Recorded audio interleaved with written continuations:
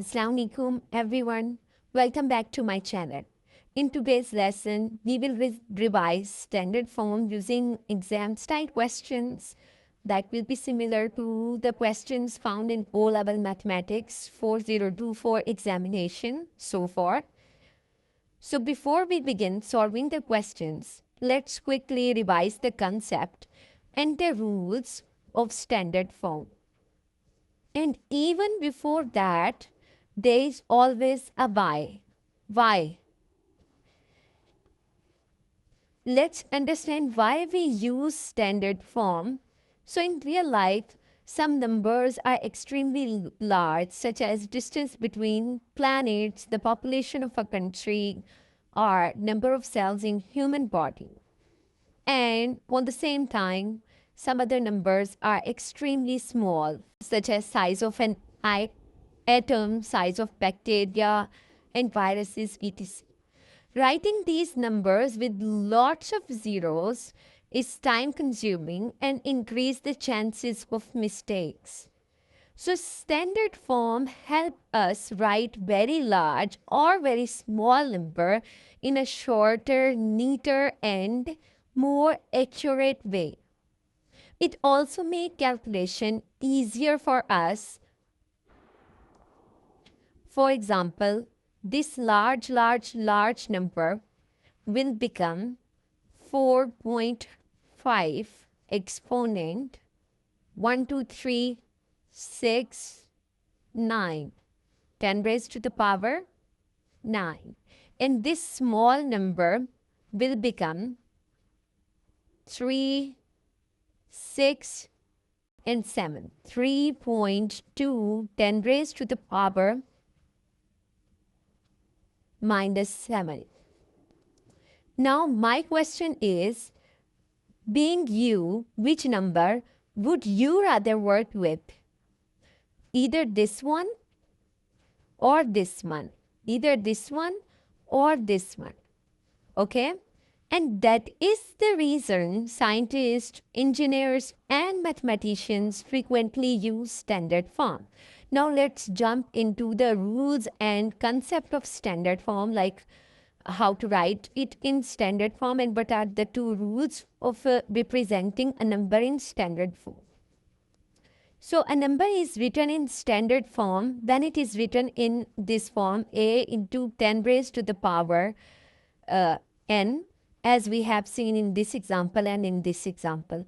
So this a could be between 1 and 9, and this n is an integer. Okay, this n is an integer and it could be positive integer as well as negative integer. Now the question arises how you will check whether a number is in its standard form or not, because since there are so many distractors. For example, in question, examiner can write 4.42.53 10 raised to the power 3. And students will figure it out, okay, this is already in standard form. No, this is not in standard form. Why not? So let's see. There are two rules, rule number 1 and rule number 2. Rule number 1 says there should be only one non-zero digit before decimal. While in this case, we can see there are two digits before decimal points. This is two, not decimal point. Okay, there are two digits before decimal point. That's why we will say this is not in standard form. Okay, so only one non-zero digit before decimal. Okay, before decimal.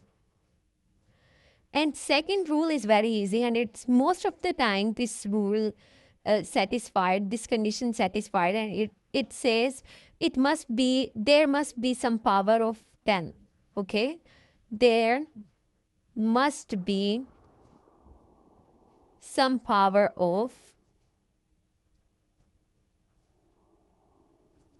10. So these are the two conditions, two rules. By using these two conditions, you can check whether your number is in standard form or not. As the example given above, 42.53 into 10 raised to the power 3. One condition is satisfied, like the second one. Number is already having some power of 10 and decimal point is already there. But before decimal point, there are two non-zero digits. There could be another distractor, let me tell you. There could be a question like 0.51 10 raised to the power 7. And student will predict, okay, this is also in standard form. Let's check. Let's apply the condition. Condition first was only one non-zero digit before decimal. Only one digit before decimal is already there. But my question is, look at this non-zero digit. Okay? This digit before decimal must not be 0. It should be greater than 0. Okay? So, this is also not in standard form, but it could be, if it could be like this, 5.1 into 10 raised to the power something, then it could be in standard form. Let's say 10 raised to the power 7. Then it could be in standard form. If it is written like 0.51 into 10 raised to the power 7, so we will say it is not in standard form. These are two conditions you must be observing before solving standard form question. I hope clarity here. So here we have our question number 1. And our question number 1 says, write 0.00037 in standard form. So let's apply the condition. Is it written in standard form or not? Obviously not, because there is no power of 10 and before decimal there is 0. Okay, if we want to convert it into standard form, so this first digit must not be 0. And how we will be shifting this 0? Then our decimal point will jump over. This is also 0, this is also 0, this is also 0. These three digits cannot be over there at this place. So our decimal will jump from here up till here, like up till 3. Okay, so it could be 3.7 10 raised to the power. Now we will see how many digits our decimal jumps over. So it jumps over 1, 2, 3, 4 digits towards right. So we will be writing power 4. We will be writing those digits over here like power 4. And since it is moving or jumping towards right, so on right side we will be putting a negative sign. Okay. And now this question is in standard form and answer is 3.7 10 raised to the power minus 4. Here we have another question, question number 2. And let me tell you, although these are very simple questions and seems very easy, but these questions appear as 1-mark question in the paper. And I personally checked the questions, I personally checked the papers, and I found these questions wrong. Okay, even the brightest students of mine have done these questions wrong just because of these minor and silly mistakes. So be aware, even in the examination, 1 mark is very important. So this number was small number and we represent the small number into standard form. There will always be a negative sign when you are representing a smaller number into standard form. And this number is comparatively a larger number, and we are going to represent this larger number into standard form. So how we will be doing that? Again, first condition, there should be only one non-zero digit before decimal. So our first non-zero digit is 5. That is fine for us. So we will write 5 point. Next digit is 6. So let's write 6 as well. 10 raised to the power. Now count how many digits are there after 5. So after 5, we will be counting 3 and 3, 6 digits are there. So our answer will be 5.6 into 10 raised to the power 6. Also remember, if you are putting a decimal on a larger number, your power will be positive. And if you are representing a smaller number, your power will be negative. Beware of losing 1 mark in O-level examination. So this is question number 3, and I'm not going to solve this question. I'm leaving this question for you. You have to solve this question yourself, and you will be writing the answer in the comment below this video. All right, let's jump to the next question. That is question number 4. Another examiner favorite trick is reversing the process. So in question number 4, look, we are provided with a standard form question. Write 4.2 exponent 5 as an ordinary number. Ordinary number means the way we usually write. Okay, we have to reverse the process. In previous 3 questions, we were provided with ordinary numbers and we were writing those ordinary numbers in standard form or as a standard number, but this time examiner reversed the process. He himself providing us with a standard form question and demanding to change it into ordinary number. So let's reverse the process. We know that after decimal point, how many digits will be, this power will decide how many digits will come after decimal. So we will remove this decimal point and we will be writing 42, and including this 2, there are altogether 5 digits after decimal. We are not going to count this 4. Counting will not start from this 4. We will start counting from 2 and we have to complete 5 digits after the decimal. So after 4, okay? So 2 is already there, and how many more digits are missing? 4 more digits. So we will be putting 4 more zeros like this. So our final answer as standard form 4.2 exponent 5. In ordinary form, it will be 420,006. Got it? Again, power is negative in next question. This is question number 5. Power is negative when negative power represent that this number was a smaller number, and we are provided with its standard form and we are supposed to convert it into ordinary form. Okay. How we will be doing, one thing is very clear to us, that since this is a smaller number, so it should start from 0 point and there should be 0, 0, 0, 0, something like that. And how many zeros will be there? It will be decided by this -4. Since -4 is there, so including this 7, there must be 4 digits after this decimal point. Okay, after this decimal point, including this 7, we have to complete 4 digits. Okay, and this 03 will be written as it is. So 7 is already there, 3 zeros are missing, so we will be putting 0.000, like 3 zeros and 7. We have completed our power -4, and this 03 will come as it is. So our final answer will be 0.000703. And why we did so, how we did that? We have power -4 and we know that power is in negative only when we are representing smaller number, and smaller number be like this. Okay, so smaller number, how many zeros will be there before non-zero digit start? So our first non-zero digit is 7, and before 7 there are 3 zeros. Why 3 zeros? Because including this 7 before decimal there will be 4 digits complete. Is that clear? Now let's move to the next question. So this is question number 6, and this is quite different from the above questions. First of all, both numbers are in standard form and we are supposed to calculate this. If there is no sign between 2 brackets, we already know that there is always a multiplication sign between brackets. Okay, so if 2 standard form are multiplying together, how we will be multiplying those 2 numbers? That is very easy. Let's solve. So this number 3 will get multiplied with this number 2. So 3 times 2, okay, that will give you 6. And this 10 raised to the power 4 will get multiplied with 10 raised to the power 5. And we know that 10 raised to the power 4 multiplied by 10 raised to the power 5. By law of indices, when our base is same, we will be writing base only once. And base is same, numbers are multiplying together. So we need to add up the powers. So powers will be added. 4 plus 5, that will give you 10 raised to the power 9. So our final answer will be 6 into 10 raised to the power 9. Okay.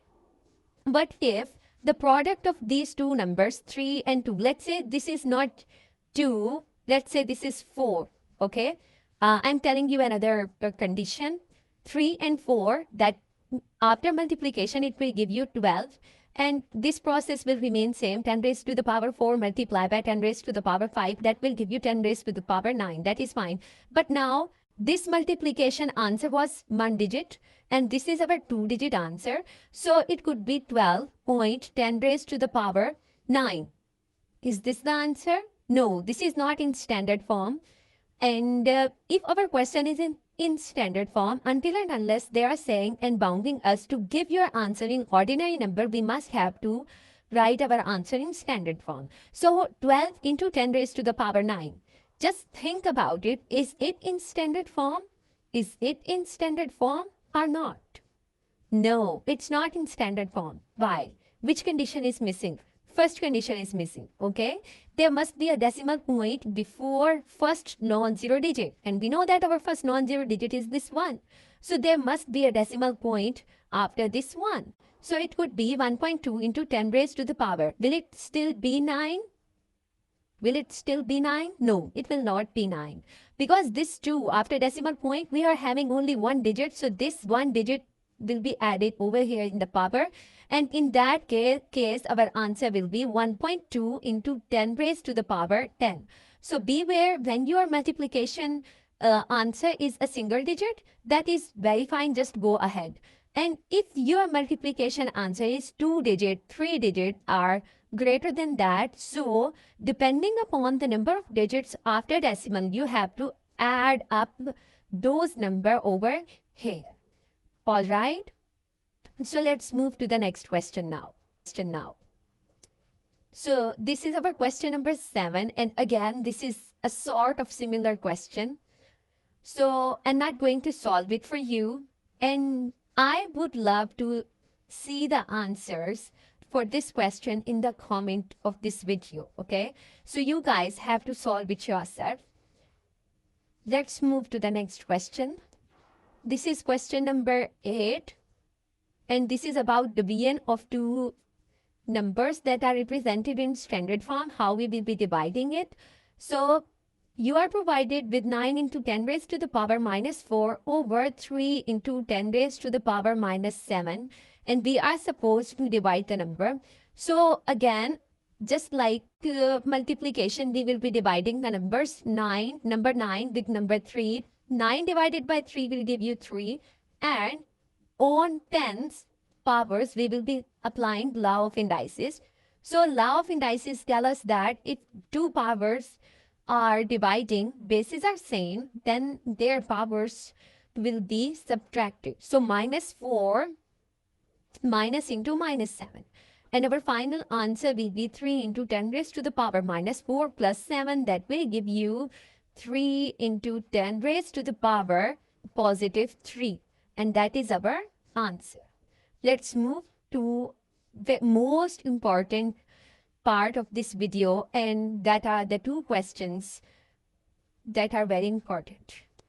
Here we go. This is our question number 9. And this is our question number 10 of this video. Question number 9, we are provided with two numbers S and D. Giving each number in standard form, find t square and t minus s. And our answer must be in standard form. So t square means we are going to take square of this number, and that is 8 into 10 raised to the power 8 whole square. Whole square, we will apply the same multiplication law we did before. So 8 square will be 64 into 10 raised to the power 8 and whole power 2. It will be solved like this. 8 square, it will give you 64. We are applying again law of indices if there are two numbers inside the bracket. So this power, this whole bracket will be applied to both numbers.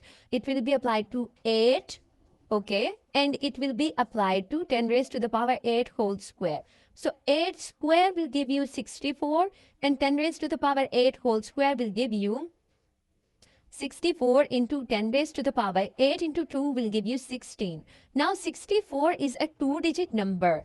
And our question says giving each answer in standard form. So our answer should be in standard form. Again, my question is it in standard form? Yes or no? Yes or no? No. Obviously not. It's not in standard form. Why so?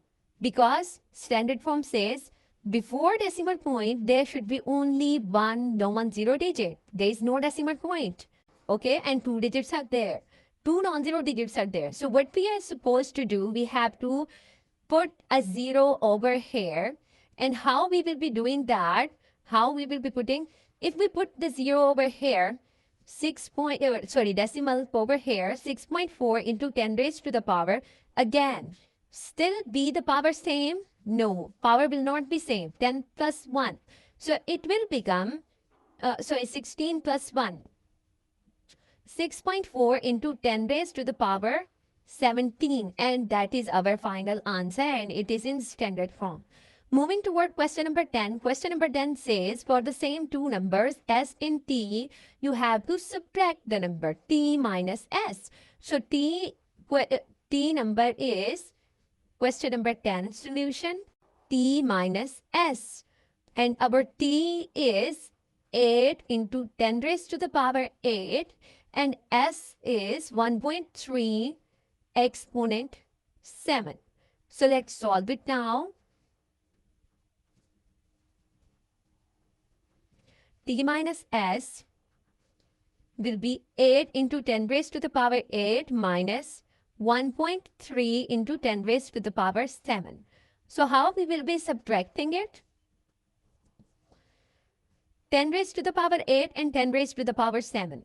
10 raised to the power 7 is smaller power, and we can always take smaller power common. So I'll be writing 8 into 10 raised to the power 1 minus 1.3 into 10 raised to the power 7. What I did, I actually split the power of this 10 raised to the power 8 as 7 plus 1. And 10 raised to the power 7 is taken out, and 10 raised to the power 1 is still there. 8 into 10 raised to the power 1 will give you 80 minus 1.3 multiplied by 10 raised to the power 7. So 80 minus 3 will give you, 80 minus 1.3 will give you 78.7, 10 raised to the power 7. Okay, again, is it in standard form? No, it's not in standard form, and our answer, this is the demand of the question, that our answer must be in standard form. So for putting it in standard form, what we have to do, this decimal should jump over here. So 7.87 exponent 10 raised to the power 7 plus, since we are moving one digit towards towards left, so we add up one power, and it will be 7.87 10 raised to the power 8. That is our final answer. And in the end, I would like to give you a final exam tip, and that is, whenever you finish a standard form question, you always ask two conditions to yourself. Is there only one digit, one non-zero digit? I repeat it again. Is there only one non-zero digit before decimal? And if yes, then it could be okay. Then your answer is in standard form. If not, your answer is not yet in standard form. So thank you for watching. If this lesson helped you, please like, subscribe, and share it with your friends. See you in the next topical past paper revision video. Thank you.